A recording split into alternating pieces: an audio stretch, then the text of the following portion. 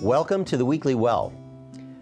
Another difficult saying of Jesus, or maybe more correctly, a difficult thing that he does, a confusing thing that he does, we find in Mark chapter 11, where Jesus curses the fig tree. Now, it seems odd that he does this, but in the account we're told that he sees from a distance a fig tree in leaf. When he comes to it, he finds no figs on it. And then it says, because it wasn't the season for figs.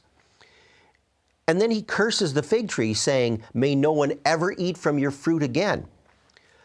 It seems strange, doesn't it? How is it that he can curse this fig tree when it wasn't even the season for figs? Of course he's not going to find figs on there. The season is wrong. Well, we have to understand something about the way figs mature on a fig tree. I'm told that when the leaves appear, there's something else that occurs and appears along with the leaves, which is kind of the forerunner to the fig itself.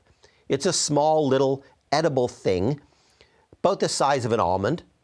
And when it comes to its full maturity, it eventually drops off, and behind it comes along the fig, which will then be ripe in about 6 weeks. But if you see a fig tree in full leaf, and you don't see any of these little forerunners, these little almond-like things on there, then you know that no figs will appear either. The tree will be useless for bearing any figs. These little forerunners would often be eaten by those who would be walking along, travelers or others, as they were hungry, and they could eat these, and it was a source of nourishment for them. So when Jesus sees the fig tree full of leaves, none of these little forerunners, yes, it's not the season for figs, but he also knows there will be no figs on that tree because there's nothing there to show that they're ever going to develop. So the lesson for us is kind of clear.